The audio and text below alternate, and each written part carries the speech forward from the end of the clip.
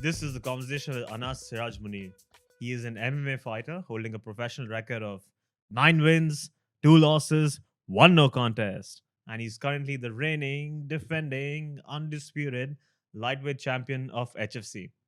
He's one of the most exciting fighters based in the UAE and currently fights out of Team Nogueira, Dubai. In this episode, we discuss MMA, his training routine, diet plan, Morocco, and improv. This is no time. If you like what you see, do subscribe on YouTube. And I'm still getting used to saying this. But subscribe, whatever. I don't care. Follow on Spotify or rate 5 stars on Apple Podcasts. This project takes a lot of my time, money, and effort. So if you'd like to see it continue, do consider supporting me on Patreon. For other forms of love and support, you can follow this channel on Instagram or Twitter, or follow me personally. And now, it's no time. We first met not in a gym, but the next most popular place where you find all MMA fighters and improv theater. So, Yeah. how did it happen that one of UA's fiercest fighters is interested in improv? Well, because like it's one of the most common places for MMA fighters to be hanging out is an improv theater.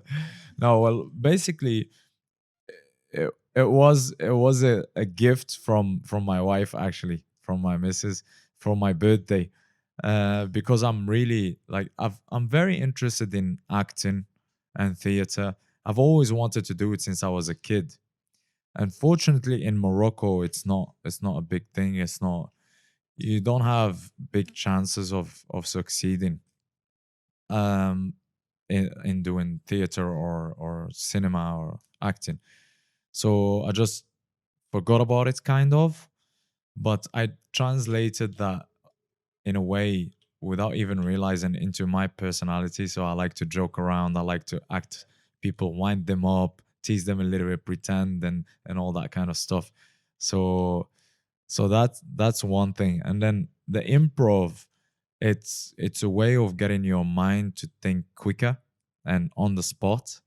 And I thought like uh, we thought that that's gonna help me improve my my reactions, Yeah. and so that I can argue faster with my wife and I can reply faster. Did And it help? it helped. It helped. Yeah, honestly, like I see big improvements, man. Not just now she just says, "No, just shut up, man. Shut up." but not just the arguments with the wife. My question would be: did you find any benefits to fighting from No, improv? it's helping us communicate more. Actually, Mhm. it's helping. You mean we're like in fighting in MMA? Yeah, not fighting with Yeah, your wife. yeah, not fighting with my throwing Yeah. fists and everything. No, I mean, it, honestly, like it is helping me be sharper and react faster. I've noticed that, especially in my last two fights, which were the two fights after finishing the improv classes. And I feel like for example, during the improv class there was this exercise where you had to work your reflex. You had to shoot people, not with a real weapon but with your fingers, like pow, pow. So you had to shoot people, and I noticed that my reflexes were getting better and better. Actually, I was winning those games, those shooting games. I was So there. You were not just I winning shot it; you a you were couple of times. destroying it. You were destroying it. The game was like if you hear a certain like a code, then you have to shoot the person next to you. Or there's a confusing element to it. And before you could even think of who to shoot, Anas is already bang I was shot you there. up. I was there. I was shooting and loading at the same time straight away. I loved it. That was my favorite game. But no, it really did. I feel like it did improve my thinking quite a bit. That's Yeah. interesting, because my gut instinct was that largely combat sports is a zero sum game. You're aiming to not get punched in the face. And improv, on the other hand, is very collaborative, where you're looking to build on what the other person does to you. So that was my instinct. And I thought maybe there's no link. And then I came across an interview by Ryan Hall. And also, Bruce Lee used to always say, be water. And what they were implying was that if you find yourself in a certain position on a certain hold, your best plan of action is not to resist it because those holds are designed in a way that you will start sinking further and further, but to accept your position and then adapt to that and try to use your hand or your leg in some way and then move further from there. So in that sense, the improv's collaborative element, accepting where you are and accepting adversity might help you. Yeah, yeah, that's true. That's true. Yeah, sometimes it's even like it's in fighting as well. Sometimes in life in general, I guess they say roll with the punches. You know, and to me that's improv as well. You have to sometimes you have to roll with those punches. Yeah, whatever your friend is throwing at you, don't just block, but roll with it. You know. Yeah, for anyone who's a budding fighter, we're not suggesting that if you get punched in the face, you say yes and. I've done that a couple of times. It's exciting. It's exciting. It's not smart. It's not clever, but sometimes it's very exciting. It's very very exciting, especially like for the spectators. Like if you see some of my highlights, I'm slipping and rolling with the punches, and honestly, like, and it's helped me a few times. Like for example, 4 fights back, we had a fight in India in Hyderabad, and I was fighting John Browen from New Zealand. And the last few seconds, John didn't hear the bell, and he threw a punch after the bell. But for me, the fight finished, so I had my hands down, and somehow I could see the punch coming even after the bell. And because my hands were down, there was no time to put my hands up.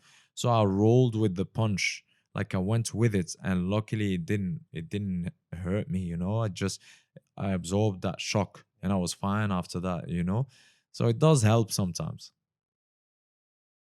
Not all the times, but sometimes. Okay, so I want to move back a bit. You were born in Casablanca, Morocco. If you had to describe Casablanca to someone who's never been there, how would you describe it? Mm, it's a big city, and there's a little bit of everything. There's everything. It's the economical capital of Morocco.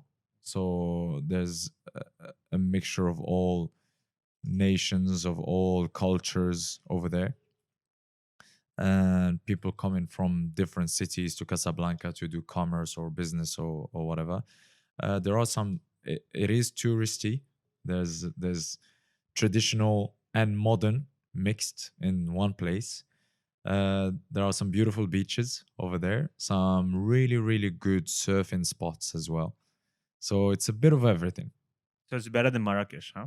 Um, it's different. There's a rivalry. It's different. No, there's no rivalry. It's different. For example, in Marrakesh, there's no beach, but there are close to it. There are some really beautiful villages, beautiful waterfalls, beautiful mountains as well.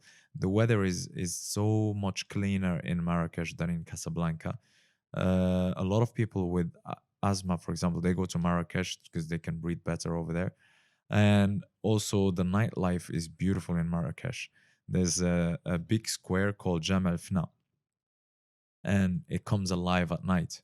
And you'll see like people selling food, some people doing like snakes charming, some people Yeah. with monkeys walking around, and some singers, dancers. Music is played everywhere. There are some amazing food spots. So, and like big artisanal spots as well. It's totally different than Ah, Casablanca. Diplomatic answer. I'm gonna push this further. So what do you prefer, the tangia maracxia or the couscous? For me, I prefer couscous. I Couscous. prefer couscous. Yes, that's an easy question actually. That's an easy question. Tangier is nice. It's nice, but couscous is something else, man. Okay, let's make it a harder question. You might like couscous, but I think your ultimate love, your soulmate, is a biryani. The Hyderabadi Yeah. biryani. Yeah, yeah. I had a great experience in Hyderabad, man. Like the spectators over there, they were amazing, amazing, absolutely amazing, and the hospitality over there was just great. I really had an amazing experience in Hyderabad, and the Hyderabadi biryani was just it's something else. You had this amazing, and this video is on YouTube for anyone who wants to check it out. You did the open workout, and the announcer came up to you and they asked you your thoughts on the fight, and you spoke for a minute, I think, in Arabic. And unfortunately, not a lot of people in Hyderabad speak Arabic. So just for the crowd at the end, you said, roughly translated, what I just said is, "I'm gonna punch him, he's gonna punch me, and then we're both gonna go for biryani." Yeah, And the yeah, crowd just went and the crazy. crowd just went crazy, man. It was so funny. It was so funny.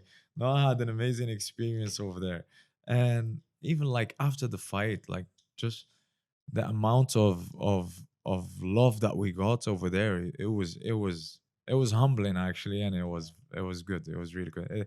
I really have like Hyderabad has a really good place in my heart. I had an amazing experience over there. Oh, that's amazing. It's growing the love for MMA over them, and Big hopefully, time, yeah. big time. Like after the fights, like all the fighters, we were attacked by the spectators. They were all trying to take pictures with us, and like they didn't give us any space. They didn't let us go. Like straight after my fight, my legs were all banged up. I couldn't walk properly, and I needed to go see a medic. And I had someone grabbing me by the shoulder or by the hand, or oh, just a picture. And they were happy when I took the pictures with them. And one person even came to the warm up area, tried to take my hat because I wear this traditional Moroccan hat, and he tried to take it. He was asking for it, and I was like, "No, not my hat." Yeah, we have no respect for celebrities. If someone is walking by, just pick him and Just say, "Picture it time." was funny. It was Yeah. hilarious. Like literally, at some point, someone was holding me by the pinky, and I couldn't move because I felt in danger. I felt like it was gonna snap my pinky if I was gonna move. Like it was holding it tight. It was like Yeah. just one picture. It was funny though. It was like I had good moments in Hyderabad, honestly. Crazy. Okay, so you grew up in Casablanca, and then you moved to the UK to study in IT management, and then from there you started working in the bank. Yeah. So I worked first for a company in Newcastle called True Potential, and it's a company that provides a customer service system to financial advisors, to a lot of financial advisors in the UK. So it was more like I was doing implementation analysis. Uh, yeah, implementation analysis. I was customizing our system to their business needs. So I would analyze their business structure, customize the system, implement it, and then fix any problems they have with it, train them how to use the system as well. So it was more like in IT for finance with this company, and I worked for them for almost 2 years. And then at the same time I started training as well, and I started competing in the amateur level, and I started doing Brazilian Jiu-Jitsu competitions and mixed martial arts competitions as well, or fights. And I wanted to train more, and I moved into the banking job to train more because I had like a good shift, which was 4 on, 4 off. So you work 4 days and you're off for 4 days. And if you take 4 days holiday, that means you have 12 days vacation. You see, so it worked really well for me. It helped me train more. So that's how I got into banking, really into and I was working for Barclays at that time, and it was a friend of mine who recommended the job to me. He said, like, Anas, you know, you have some potential. Why don't you come work in the bank?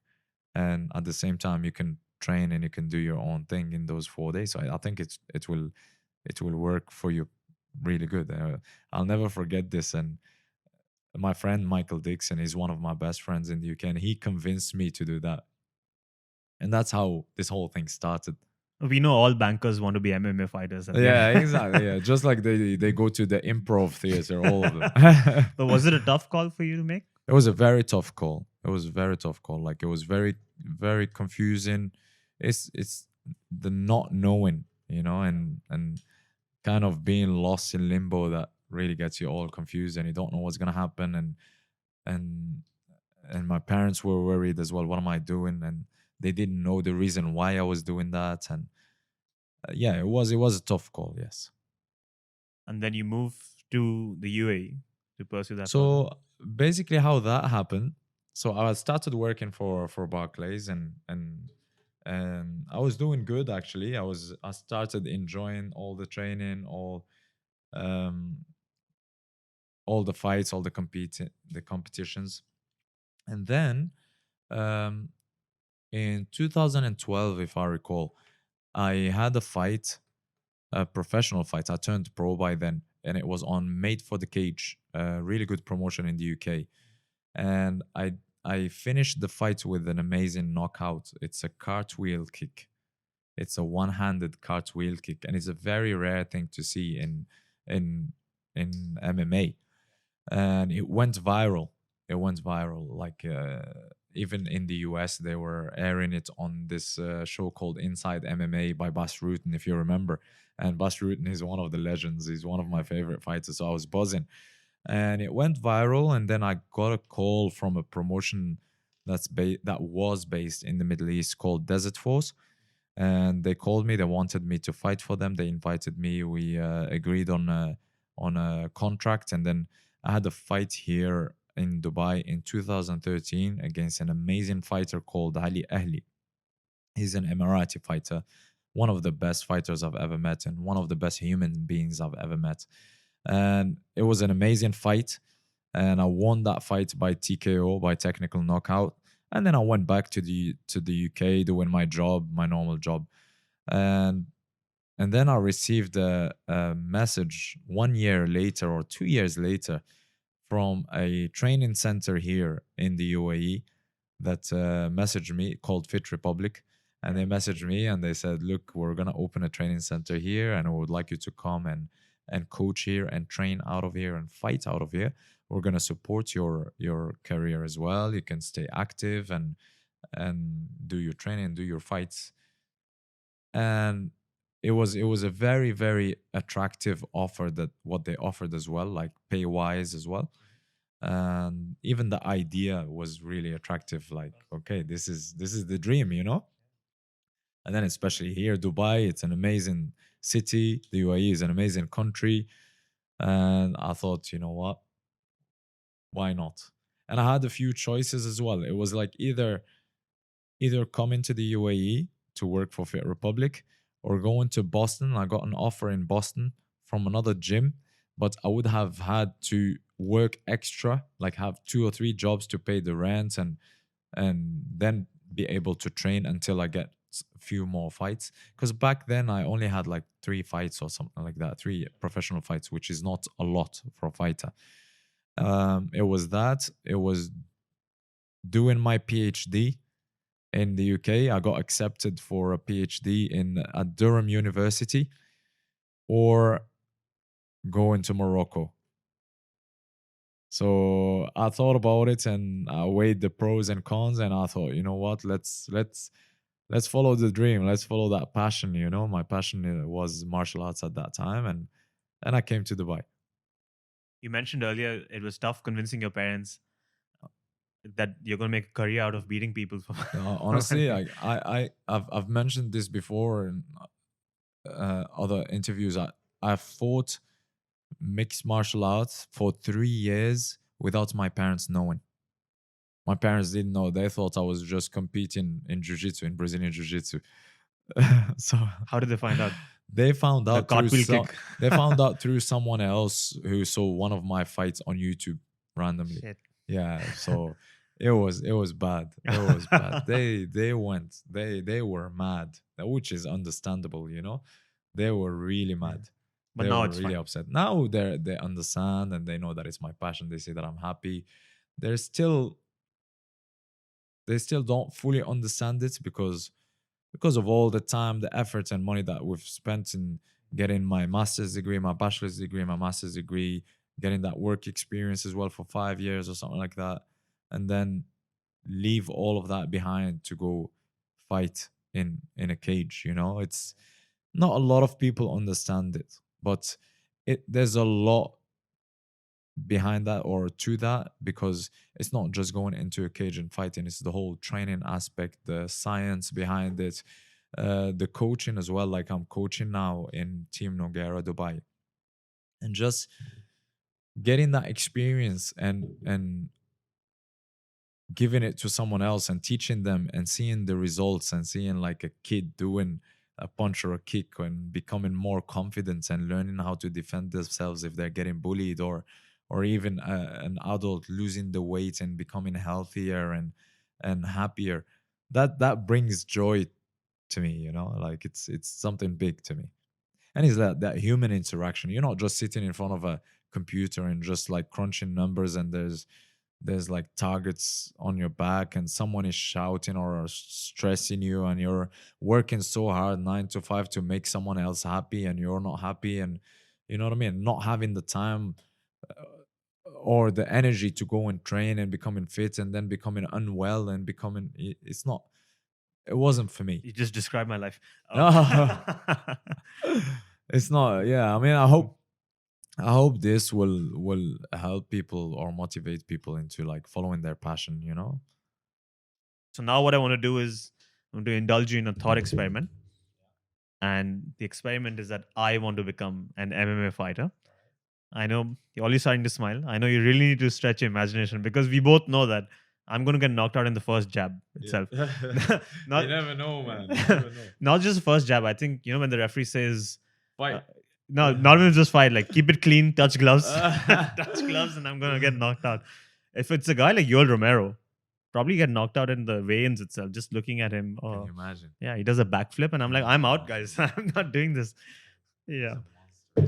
Okay, but we are going to push our imagination today, and we are going to assume that I'm going to become a fighter. Okay. And I'm just not. I don't want to be any fighter. I want to be the next Moroccan sensation, Okay. Indian version. Mhm. So it's like those video game characters you see, like Build a Superstar. Yeah. Yeah. So yeah. that's me over there. Yeah. And I'm going to ask you some questions on what you do with regards to becoming a champ. Yeah. And then we're going to start putting that in and try to make a fighter All just right. like you. Cool. Yeah, sounds good. Yeah. Okay.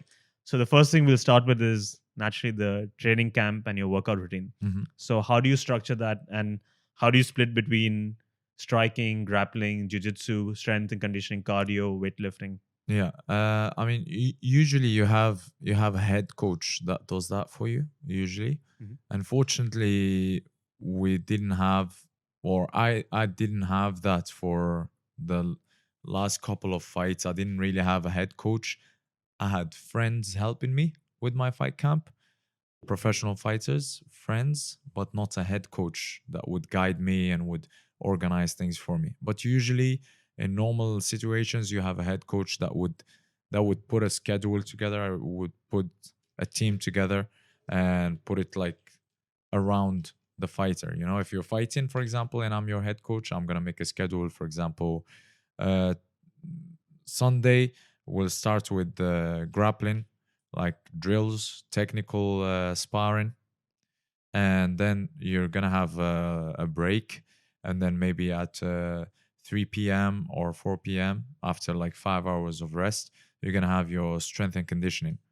So it's gonna be like either weights or something like plyometrics or something like that.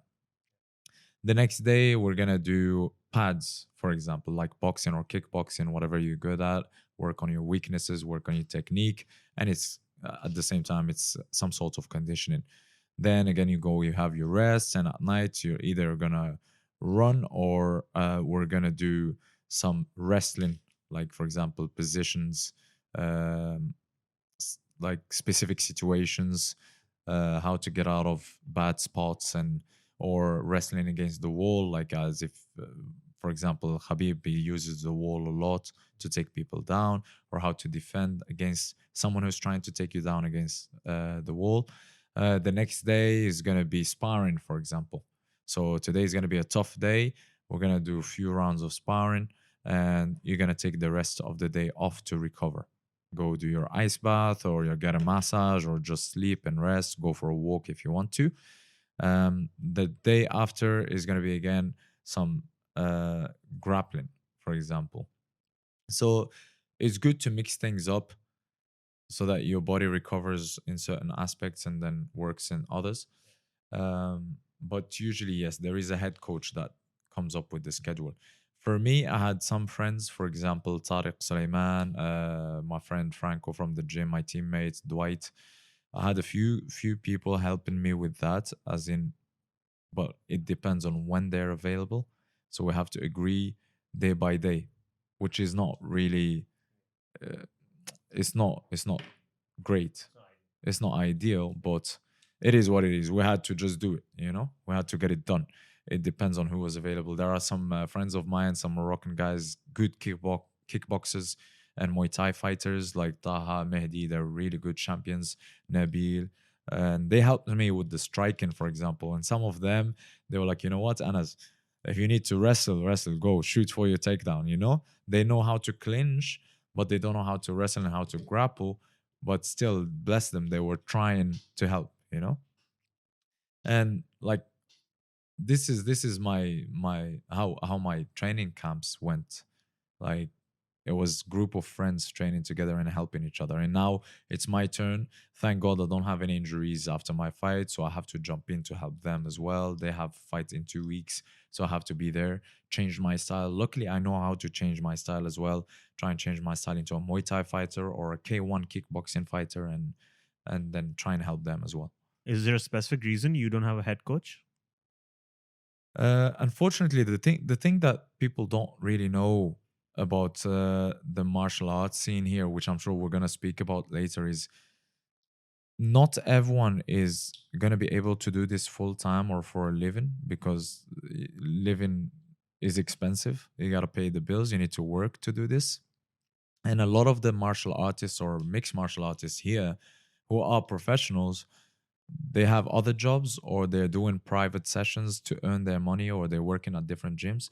So you're not gonna have someone who's a proper head coach unless they're getting paid by a gym or getting paid by an academy or whatever your team is.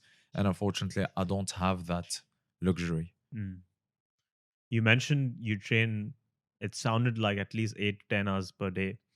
It was probably 3 hours a day. I'm a bit of a maniac as well. Like my friends had to slow me down because I'm always active. Like I'm always pushing hard, because I thought before, for me to be able to drop weight, I have to train like crazy, because I'm not really disciplined with my food. Yeah. I'm a fat kid inside, like that fat kid is trying to come out every single time. You know what I mean? Like, so I thought I have to kill myself in training in order to be able to have that cardio, that strength, and to be able to drop the weight. But it's not the case. It's not the case. You can still drop the weight by just burning more than what you eat.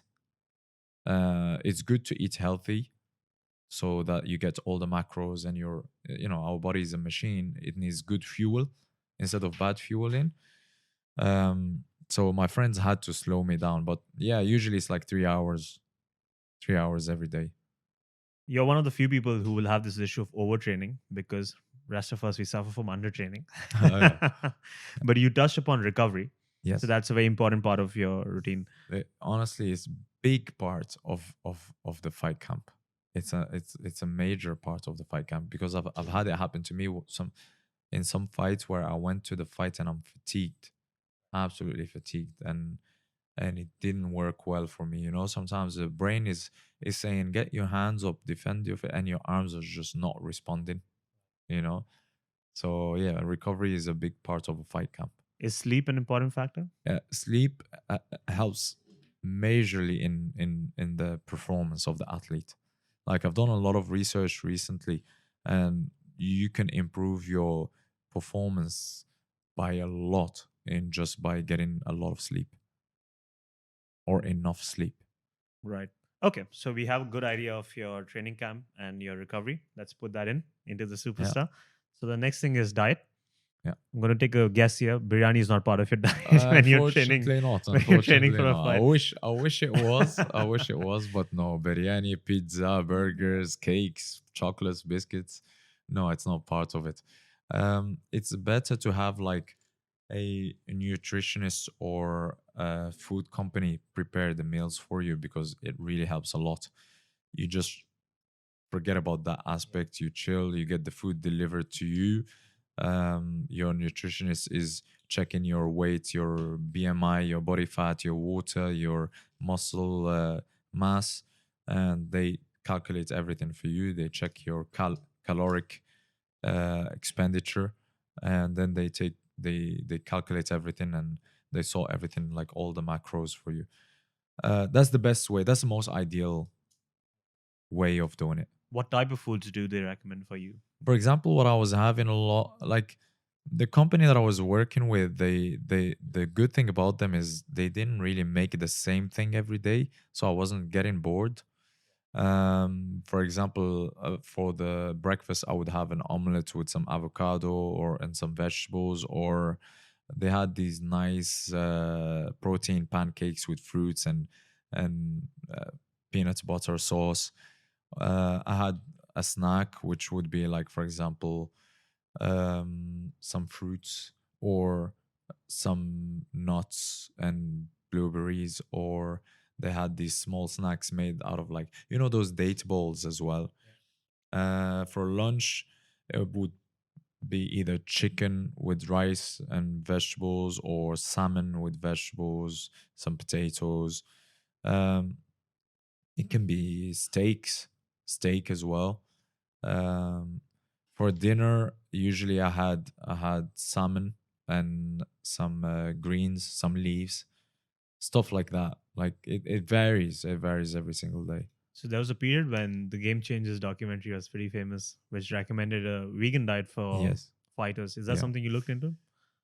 I don't know if I can do it or not. Like I would love to, but it would have to be someone making the food for me and making it like very, very interesting, if you know what I mean. It can't be just bland.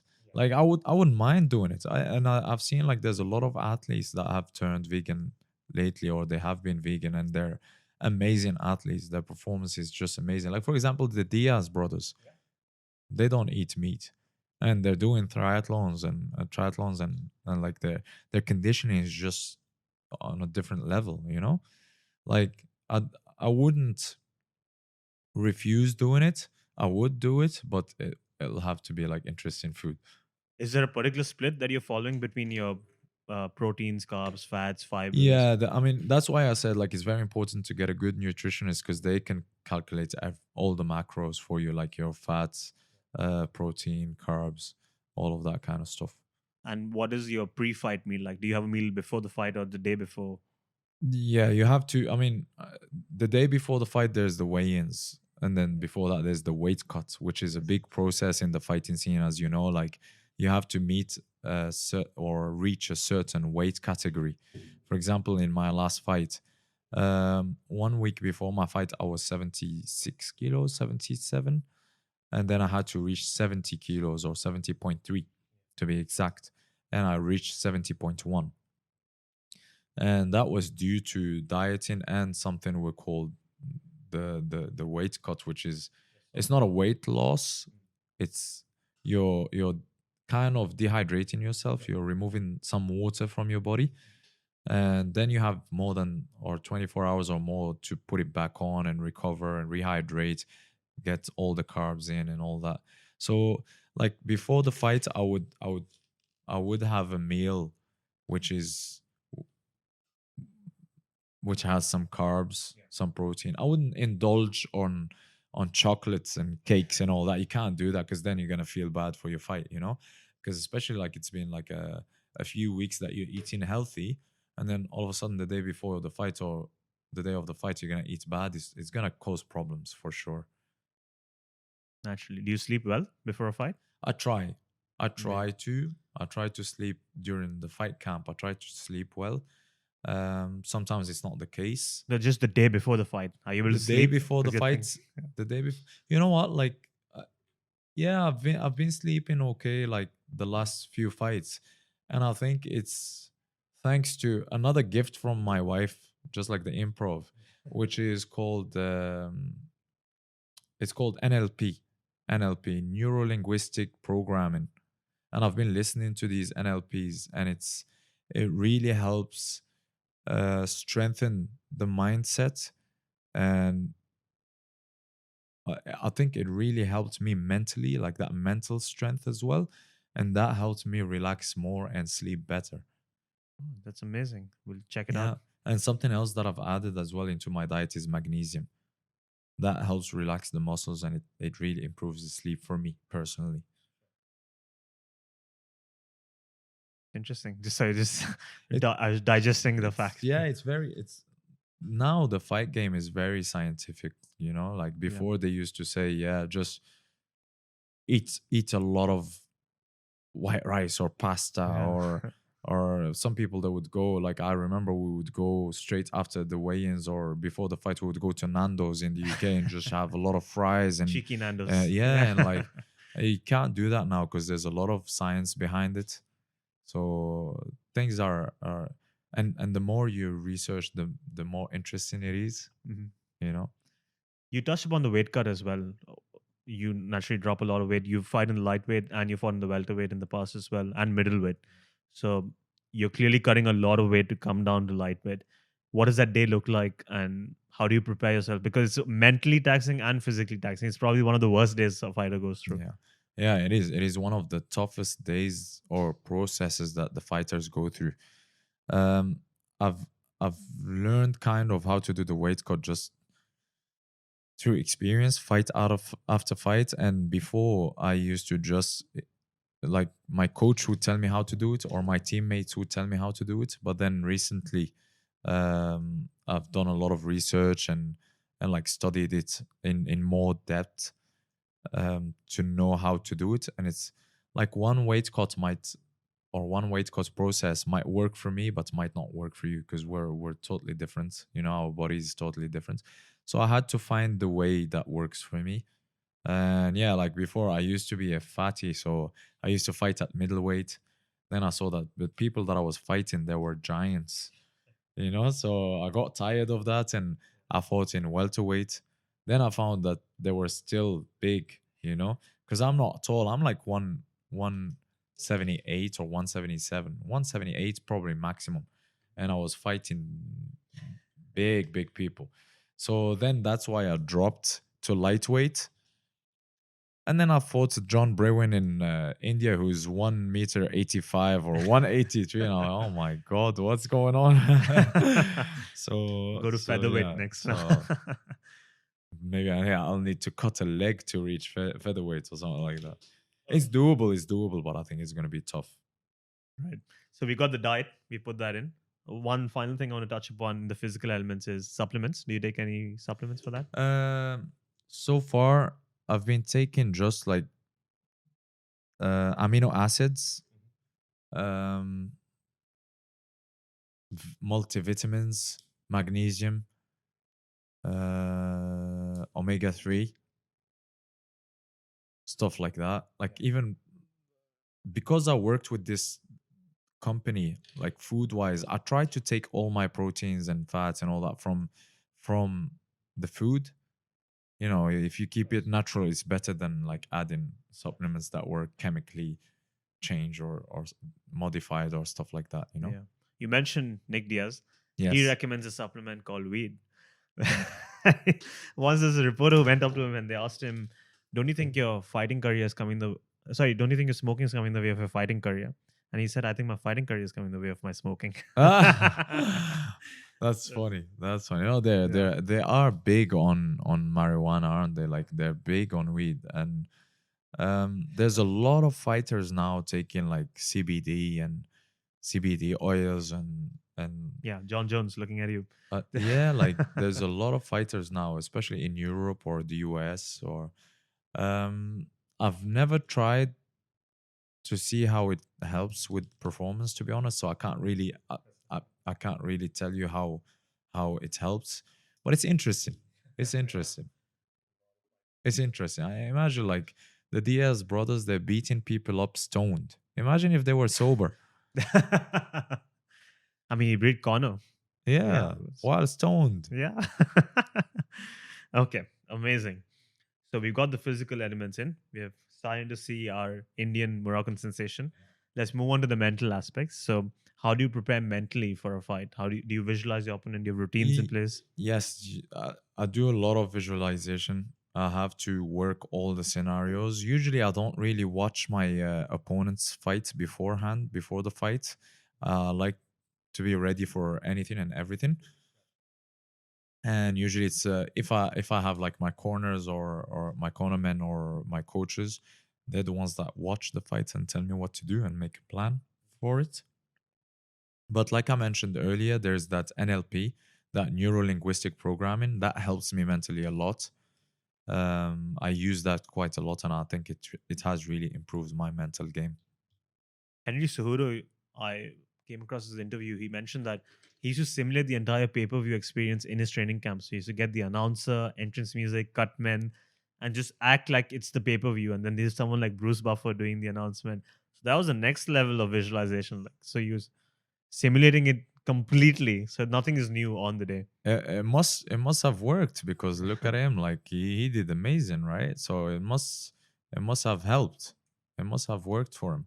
But like I said before, some things that might work for me might not work for you, and vice versa. Like for example, let's see, GSP for example, he's like, this is a sport. I'm an athlete. I'm a martial artist. I do it to do it for myself. But for example, the Diaz brothers, they're like, we're going to a fight. I'm gonna hate you. You know what I mean? Like, we're not friends. We're not here to be friends. I'm here to beat you up, and I need to hate you to fight you. You know, so it depends. Everyone's different. Do you have any superstitions that you follow? Not superstitions, but I pray. I pray a lot. I pray for my safety, for my opponent's safety. I pray for the win. But no, I don't have like some kind of superstition. How do you prepare mentally to face pain in a fight? This is one of the biggest obstacles for a lot of people because you might have a good fight, but you might come out with a broken nose, broken hands, legs. You will take a few bruises, probably might not walk properly for a week or month, can't sit. You can't, I mean, you know it's going to happen every time you sign up for a fight. How do you prepare for that? Honestly, like I don't really think about it too much. Like I said, I do pray a lot for my safety and my opponent's safety, and I just it's just you just go with it, if you know what I mean. From my experience with the adrenaline, you don't really feel a lot of pain unless something is really damaged. As an example, I had a fight here in Dubai in 2016, I think, if I remember well, against a really good fighter called Alfie Davis, and he's got that karate and taekwondo style, and he caught me with a beautiful spinning back elbow and broke my nose, and blood was splashing everywhere, blood was coming out everywhere, and I could feel that my nose was out of place and I couldn't breathe out of my nose, but at the same time I couldn't feel the pain. So I just got on with it and continued the fight, and it was for in the first round when that happened. So I just had like 3 rounds of fight with a broken nose. um so that helped me mentally as well, the fact that I've been through it and it didn't really hurt that much. But I try not to think about that too much. I think you'll see a lot of fighters trying to just block that part of the fight. Yeah, I was thinking of practicing by hitting my toe on a table or, No, that wouldn't help. That or stepping on Lego. I don't know that why it's that so step painful. no yeah, maybe stepping on a Lego is it was or hurt me more Yeah, than do broken 10 nose. reps of stepping on Lego. Stepping on a Lego, hitting your small toe against the table. Yeah. So, the next thing I want to touch upon is mental warfare. This is something in the recent past Conor McGregor is very famous for and arguably has helped him against his fights against Jose Aldo and Eddie Alvarez. In the past, it was Chael Sonnen and then Muhammad Ali, who was the OG in mental warfare. Is this something you believe in? Do you think it adds to your. I do believe in that. Uh, do I do it? I don't really do it. And the reason why, like for example, speaking of the fight that I spoke about earlier, that Alfie Davis, he was horrible. Like the full week leading to the fight, he called me all sorts of names. He insulted my family. He posted it on Instagram, on all over social media. I was shocked and surprised as well. Like even the promotion that we were fighting for, that was based here in the Middle East, and they knew they were bringing the show to Dubai. They reposted all of that stuff, and he was saying some bad things. And for me, I couldn't reply. I couldn't reply back, and the reason why is because I have a lot of kids that are in my classes following me on social media. So I couldn't really say those things. I have my parents following me. I have the parents of these kids following me. I have, for example, sheikhs and sheikhas following me on Instagram and watching what I'm doing. And you have to be respectful. You know what I mean? Like, especially if I want to lead as an example. And one of my favorite fighters There is GSP, for example. He did it without the trash talk. And for me, because we were fighting on these, how can I say, small organizations, excuse me, like these small promotions, you don't need to sell the fight. You know what I mean? Like, it's not like we're gonna sell pay-per-view and make money out of it. So there was no need for trash talk. Yeah, if we're in the UFC, for example, and we're fighting like for a big, massive fight, and we need to sell the fight, we need to hype it, we need to get the fans in, we need to sell pay-per-view. I totally understand that. I totally understand you need to make a show out of it. But some people like McGregor lately, they took it too far. Like it became personal. Like, for example, the Khabib versus McGregor fight, he insulted his family, his whole nation.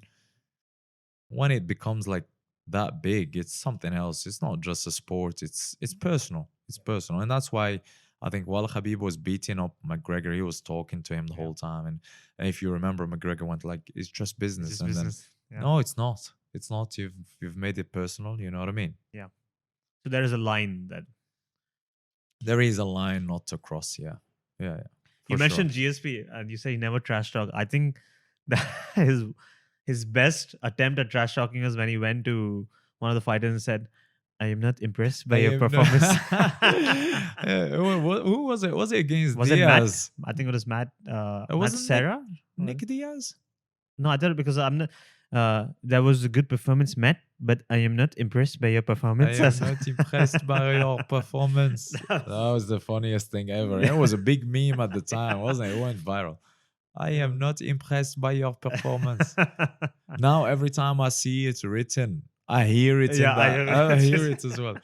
People Yeah, say you can't hear a picture. Yes, you you can can. always picture GSP. Interesting. So now I want to touch upon the last element. We have almost got an Indian Moroccan sensation. The final element is coaching. We have spoken about your coaching. I mean, not having a head coach and working with friends in the past, but you are also a coach. You are an MMA coach. You worked in gyms. You're a trainer as well. So I want to check with you two schools of thought on coaching. One is that a coach is meant to be your support system, your friend, someone who's there to positively reinforce you and work on improving you naturally, but he's there to boost your confidence, boost your morale, self esteem. That's one side. The other end is I'm not sure if you watched this movie, Whiplash, Black Swan. So in both basically it's the Whiplash is about a jazz drummer who meets a physically and verbally abusive coach, and he's very toxic, but he's toxic to an extent that he forces this student to become so good because he's so uncomfortable that he changes his entire personality and he becomes a drummer that he would have never been if he had just been the person he was in his comfort zone. So on one hand you have this coach who is very abusive, very toxic, and he's trying to ensure that you're never in a comfort zone. In fact, in the movie what he says is that there are no two words in the English language that are more dangerous than good job, because it gets you complacent. And then on the other hand, you have coaches that are always there to hype you, who are always there for positive reinforcement. But it has also worked in their detriment. So Ronda Rousey, for example, her coaches used to always back her up, and they never worked on her striking, and then that really crashed on her. So where do you stand on this? I honestly think like the coach has to know the fighter at a personal level. Yes, uh, they have to be supportive. Yes, into improving their not just the technical aspects, but like the character as well as a fighter. But they have to be honest as well. If it's time for some tough love, then so be it. If the fighter is mad and not taking it from a good point, then that's their problem. There has to be that transparency. You know what I mean? Like, I honestly, I totally believe that. Um, yeah, so it has to be a mixture of both. Like the coach has to find that balance, but also it depends on the fighter. Like every fighter is different. For example, some fighters, they they'll get slapped and that will fire them up. Some fighters, they're getting slapped 3 or 4 times hard before getting inside the cage, and that gets them fired up. Some other fighters, you might slap them and they'll be like, what do you think you're doing? You know what I mean? and then just might get them like down, So it depends on. That's why I said the coach has to know the fighter on a personal level as well. Right. Okay. So we have all the elements in place. We have built our Indian Moroccan sensation. And then now the next step is to fight for the championship. So you are currently the lightweight champion. And at some point, you might have to fight the lightweight champion of the world, Khabib, who is largely seen as a puzzle in the MMA community. He is undefeated. Not just undefeated, he has never been knocked down, never been cut open, never lost a round, arguably. So he is the epitome. So let's say I'm going to fight Khabib or you're going to fight Khabib. One, do you think you can win? And how do you think you would go about that fight? Wow. Can I become a Dagestani wrestler instead of a Moroccan Indian fighter? um, Honestly, like it for me, I think we need to add into our fighter. We need to add some wrestling conditioning, some Dagestani style wrestling conditioning where he wouldn't stop or she wouldn't stop at all and not gas out. Because I think that's the key. The key is to prepare like the wrestling conditioning and the wrestling defense, and then add some striking, some good technical striking aspect to it. To beat Habib, you need to have that condition because there's a lot of people that they get tired. They like if you see, I saw a picture of Dustin Poirier getting taken down and like trying to catch the breath, going like open mouth. There was Dustin Poirier, McGregor, and I can't remember who was the third one.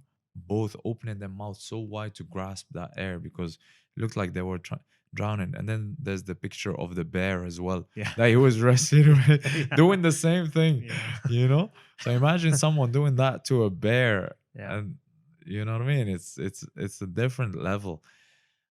So the wrestling has to be like that Dagestani style rough wrestling where you're just constantly moving. So if you were in the ring with him, what would you do? What do you think is one thing people haven't done so far? Man, like uh, Justin came in with a good strategy.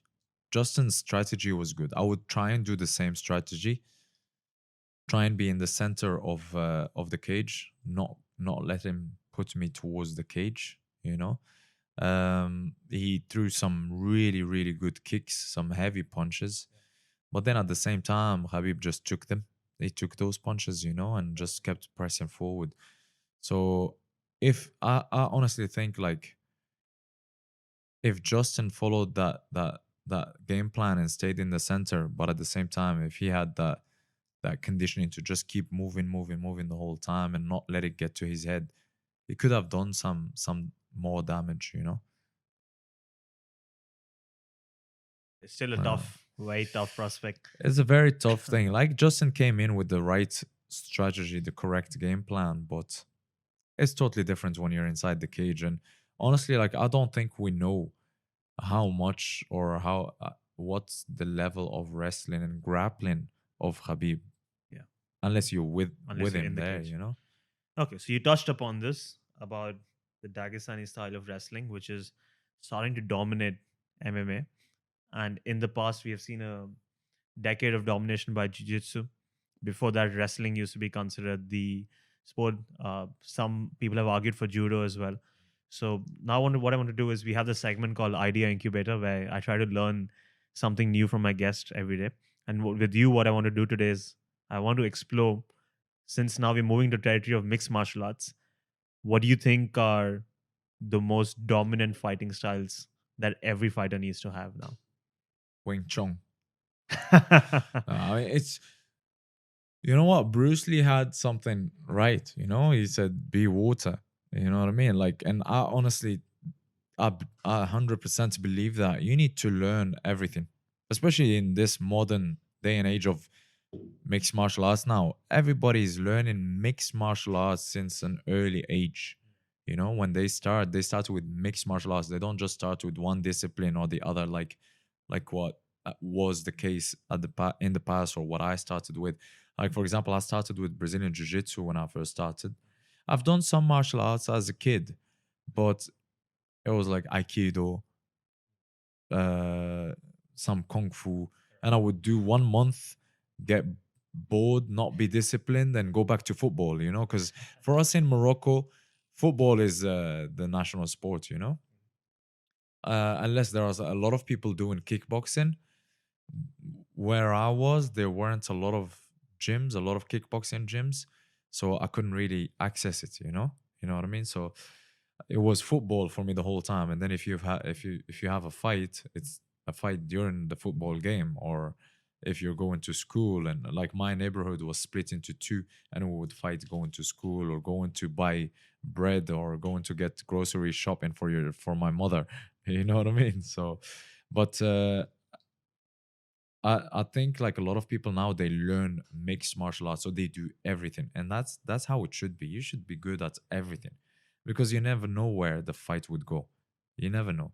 Uh, Yes, every fight starts standing up, so you have to have a good striking, or at least good defense. You know how to protect yourself. You know, and then if you want to take the fight to the floor. But what I would recommend parents to do, for example, if they have kids, is enter them into either Brazilian Jiu Jitsu or wrestling. Especially for me, I think Brazilian Jiu Jitsu, it includes kind of the wrestling, you know what I mean? Like you're taking the fight to the floor, you continue on the floor. And to me, it's like human chess. It's not just depending on muscle or strength. You have to think 2 or 3 steps ahead of your opponent. For me, I'm leaning more towards Brazilian Jiu-Jitsu or wrestling. Joe Rogan has described. Oh, Don't sorry. worry about it. No, leave it. Don't worry about it. Oh, you've broken your My masterpiece. Yeah, Well, I was that's very proud of that's how it goes now. it. So Joe Rogan has spoken about jiu-jitsu being a language. In a way, what you're learning, the moves and the holds you're learning are just like your vocabulary. Yeah, And then what you do on the day is you're just speaking it out. In a way, it's also improv, yeah, because or it's like jazz music. You're yeah, doing holds that like you might have not planned for them, but you know them. yeah. Now you're just trying to see how you can transition from one into another, and you're playing on the mat. I totally agree with that. I totally agree with that, and I think it showed, like, it came back to me in my last fight. My last fight, I won by submission, and I'll be honest with you, I haven't been doing a lot of jujitsu as much as before. Especially for this fight, I was focusing more on striking, and I thought that I was gonna stand up and strike with my opponent, but it just happened. I pressed him against the cage, took him down, and he managed to sweep me. And I went for an armbar, and he defended the armbar. And all of a sudden, I can feel like my body is moving on its own. I'm not even thinking. So from the armbar to the omoplata, from the omoplata back to the triangle to armbar to triangle to armbar, and then I finished with the triangle. And it hit me. I wasn't even thinking. It's just my body moved on its own, because I've practiced this combination, or this chain, so many times, that it just became a muscle memory. So you recommend jiu-jitsu or wrestling? Because even we've seen the trend in MMA as well, is that if someone's a good striker but their wrestling's poor, they get called out after a while. But good wrestlers with decent striking or average striking might still make it really far. Initially, that was the criticism for Khabib, where they used to say striking has never been challenged, but you never even got to see him strike because he was just wrestling his way to the championship. And you actually got to see him on the feet with a good striker was against Connor in the third round, and he showed that he can stand up to them. And now with the Justin fight as well. But what we've largely noticed is that wrestlers, they will dominate regardless of what their striking capabilities are, Yeah. which is something Ben Askren tried to exploit, but it didn't work out well for him. Yeah, unfortunately, it didn't work out well for Ben Askren against Masvidal, did Yeah, it? for funky Ben Askren. Yeah, All right, amazing. So we have clearly established a dominant wrestling style. Before we move on to the last stage of the question, I want to check with you quickly. You've been involved in the scene in UAE for a long time now. What is it like? What is the scene with MMA here, and where do you think it's heading? And who are some fighters to look out for apart from you, of course? You know what? It's heading towards the right direction. Like it's compared to the first time I came here as an adult. It was 2013. There weren't a lot of shows. We were like I had the fight in 2013, and then I came in 2014, where I started living here. We were struggling to get fights at some point. Like everyone who was living here, we were struggling big time to get fights because there weren't a lot of promotions. But now, and especially for the amateurs, in the amateur scene, there weren't a lot of promotions here, mixed martial arts. But now we can see a lot of promotions coming up, and the MMA scene is growing more and more here. And there might be a time where there's going to be a show every month, and I totally believe that there's going to be a show every month from 2021. Hopefully, if the world doesn't end by then. Imagine, like, yeah, we're Hey, man, past 2020. this Well, is a that's family show, man. Kids are watching, Yeah, right? because I remember New Year's Eve 2019, we're celebrating and we're like, yeah, this year we're gonna rock, it's gonna be an amazing year. And then COVID hits. Nope, it's not happening. But yeah, I believe that there might be like a show every month here in the UAE, so which is big. That's really something. It's grown too fast, too soon, right? I mean, It's very good, like especially now that Abu Dhabi is hosting the UFC. I think it's a really good thing for the UAE and the Middle East in general. you just off camera, you were sharing some memories of having watched one of the rising stars in UFC, Khamzat.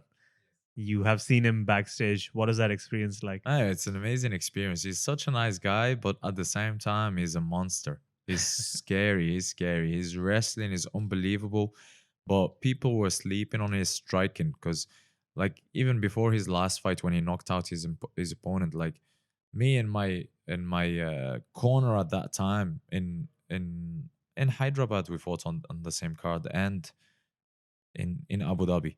We saw his striking. We saw him hitting the pads to warm up backstage. And man, he's got some power.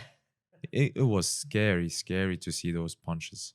So we knew that he could either finish the fights by wrestling, by grappling, or by knocking people out. Yeah, I'm quite scary to see his rise and what he'll do next. Yeah, I think people are really thinking a lot before calling him out or trying to fight him. An interesting fight that I would like to see was Darren Till, because Darren Till called him out, didn't he? That would have been very, very interesting, but I don't think it's happening next season. Maybe Mike Perry first. Yeah. Okay. And you asked me about rising fighters In the here. UAE. There's in the UAE. There's a few fighters that have just started. Some of them fought on the same show as me, like Mohammed Moti. Moti, he was cool. He's funny as well. His nickname is the Gorilla, and he did his walkout wearing a gorilla costume, and it was funny. There's Mohammed Osaili. There's Dwight Brooks. There are quite a few stars coming up now in the Middle East. And then there are a few stars in Morocco that are coming up as well that I'm looking forward to watching. Amazing. Okay, so before we move into our final stage of questions, I would like you to interpret what we have built with the Lego. Unfortunately, you lost the masterpiece that you were Yeah. building. Well, I was building a gun, but Yeah. I did build a gun. It was a beautiful gun, but then I lost it. And then Yeah. now I'm settling with this little. What do you think it is? What It does looks it look? like a animal to me. First, I thought of a giraffe because of the long neck, but there's no head. That's the tail. Or that yeah, it could be a lizard. I don't know. Could be a lizard or a big lizard, like a dinosaur. Yeah, is that what you're consciously building? That's what I was building. I was Oh. trying to go with the short arms, Yeah, like a T-Rex. T-Rex, but it didn't work out well. Okay, but what do you think I've done here? Spaceship, or Which one? this one is a jet or a spaceship. Ooh, yeah. Like What is it? Jet? A fighter jet? I mean, I was just building something. I don't know. Nothing in Uh, mind. This one doesn't look like much to me. Wow. Like are a you, desk. are you gonna insult my art? What do you think? What is this? Well, now that you've said a jet, I can't get that picture out of my head. Does look like a jet, right? Or a spaceship?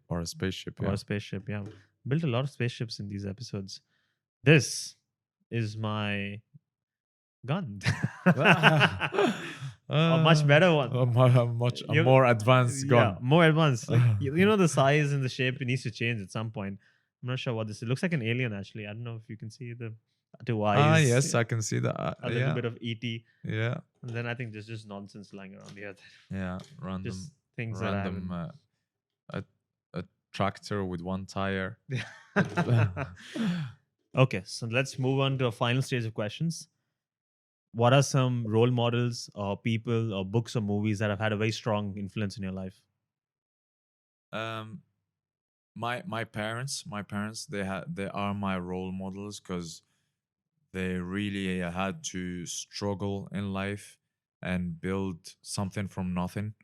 They did their best to raise me and my brothers the best way they could. They treated us fairly and nicely. Um, Honestly, like my parents are up there. Um, I don't know if I'm allowed to speak about like religion wise. For Sure. example, the Prophet Muhammad, peace be upon him. He's one of the role models that I try to imitate and follow. Um, as a fighter, there's obviously, of course, Muhammad Ali is a role model for a lot of fighters. Bas Rutten is one of my favorites. GSP is one of my favorites as well. Um, and these are the people that are probably shaping me into my character and the way I am right now. If if you had to recommend a video or a book or a movie for someone who's just getting into fighting, is there something that stands out to you? As a movie, there is one called Bleed for This, and it's based on a true story. And check it out. It's amazing. It's amazing. It's about a professional boxer who had he became a champion, and then he he had a car accident and broke his neck, and he chose like how was his life after that accident. And it's an inspiring movie, and on top of it, it's based on a true story, so which makes it more interesting that you're gonna see that it actually happened. Yeah, it reminds me of this movie Million Dollar Baby, Yes. which is similar Yes. plot. Okay. Do you in ancient history, not just MMA, who do you think is the greatest warrior or a conqueror, or the stories that you have followed that you like? For me personally, I would again I would say the Prophet Muhammad, peace be upon him, Mhm. because not only he was a role model, he was a warrior, but like a fair and just warrior. And you know, reading the life of the Prophet and how he was, like can help me into becoming a better person, you know. Okay. And then bringing it back to MMA now, you mentioned your role models. GSP was among them, Yeah. Muhammad Ali from the past. But if I had to ask you the greatest MMA fighters, would it be the same? Objectively speaking. I think for me personally, it would be the same. It would be, for example, Bas Rutten, GSP. Mhm. As a fighter, of course, Khabib as well. Like what he has achieved is just something else. It's extraordinary. Um, who else? Who else would it People be? who disagree with GSP would say Anderson Silva, John Jones, Demetrius Johnson. For me, it's not just as a fighter. It's like the full character, the full package. You know, the full package. Is a true martial artist to me. You know, it's not just about the fighting or about his style. It's the full ideology that he had, the full package. You know, John Jones, he's an amazing fighter. He's one of the most or the most well-rounded fighters, but there are certain things that he did outside of the cage that take that away from him. You know what I mean? Um, Anderson Silva is a great fighter. Very entertaining. I followed him a lot in his fights. Just recently, I thought he was a bit reckless, but yeah, but like entertainment wise, he's one of the top. And then we have Yoel Romero, the monster, and the memes that are going around him, and I see you soon, boy. see you soon. He's amazing. He's Demetrius amazing. Johnson, would you place him in the? Demetrius Johnson, I would place him over there, but unfortunately, I didn't really follow him as much. I don't I don't know why. Well, like Demetrius Johnson is one of the best athletes ever. Like the speed, the endurance, the technique, like. But I don't know why. Like as an MMA fan, we like heavier fighters more. I don't know why. Is it because there are heavier punches and strikes, and we know that with one punch the fight might end? Like for example, a lot of people they will watch heavyweights more than other fighters because it's exciting, isn't it? Brock Like Lesnar, it's exciting. Francis Ngannou. Yeah, Yeah. it's exciting. Like with one punch they can end the fight. Plus, Yeah. what are some current MMA stars that you're interested in that you think have a very bright future ahead? Obviously, Khamzat is very interesting. Islam is very interesting as well. Um, we have what Shevchenko, Valentina yeah, or Antonina? What's his name? Valentina. I love Valentina She's Shevchenko. Bullet Valentina. Yeah. She's very good. Mhm. What's the Chinese lady, the champion Weili Zhang. yeah, Yeah, yeah. Weili Zhang. Oh, I love She's a beast. She's an yeah, absolute beast. Like amazing. Her I fight wa- with Joanna yeah, was amazing. she's amazing. She's killing it. Yeah, yeah. So these are the top fighters in my opinion. Amazing. So, what would you like your legacy to be like? Obviously to go far in the sport and reach a higher level. Reach first. My goal is to reach the UFC and not just participate in the UFC, but leave a big impact. Hopefully, no, why not get the belt or fight for the belt or reach as far as I can. Because for me, my legacy is I started martial arts at an old age compared to other athletes. I started at the age of 20, 21, and I was doing something totally different. I was at a desk job doing IT, being the nerd, and then all of a sudden changed my life into following my passion. Gave up everything, followed my passion, struggled through it, and hopefully I can make it through that and live the dream, and that will hopefully encourage and motivate people to not just accept whatever job they have just like that and be depressed about it and complain about it, but do something about it and follow your passion at the same time, and hopefully they can enjoy life more and be healthier and happier. Yeah, pretty motivational. Yeah. Even Israel Adesanya had a similar story where he wasn't into combat sports Oh yeah. initially. And then he got into kickboxing first and then Yes. now into MMA. And he started around 2021. I'm not Yeah. sure the exact date. So, Yeah. yeah, I hope you go down the path. If you go to UFC, don't forget us. That one Get for me the sure. credentials. So Yeah. I come and shoot you embedded. For sure, for when sure. you're training in the For hotel room, sure. I'll be there, For the sure. W Hotel. For yes. sure. For sure. For Okay, sure. final question. What do you think is the meaning of life?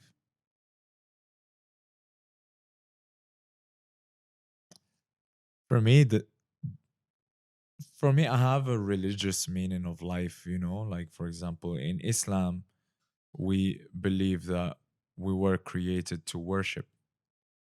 But included in this worshiping is doing good, not harming people, um, being generous, helping people. Even like, for example, in my religion, like even a smile is a charity. Like if you can't give money, at least be nice. Don't harm people. Just smile, be kind. If you can help someone, try to help them. If you can't help them, try and find someone to help them, you know? So it's this is the meaning of life for me. Like we're not gonna I believe that we're not gonna stay in this life forever, and there is at some point there is a reason why you're living here, and we have to prepare for that reason, if you know what I mean. It's pretty powerful. Anas, thank you so much. Thank If you. people want to find you in live on social media, where can they find you? I am on Instagram. The photobomb Anas. king. Yeah, there's some amazing photo bombs and video bombs actually. Anas Siraj Mounir on Instagram, or on Facebook, Anas the Moroccan sensation Siraj Mounir. Do follow him. Anas, Thank you. thank you so much for the conversation. It was a Thank you very pleasure. much. It's been a pleasure. Thank you, Shalaj.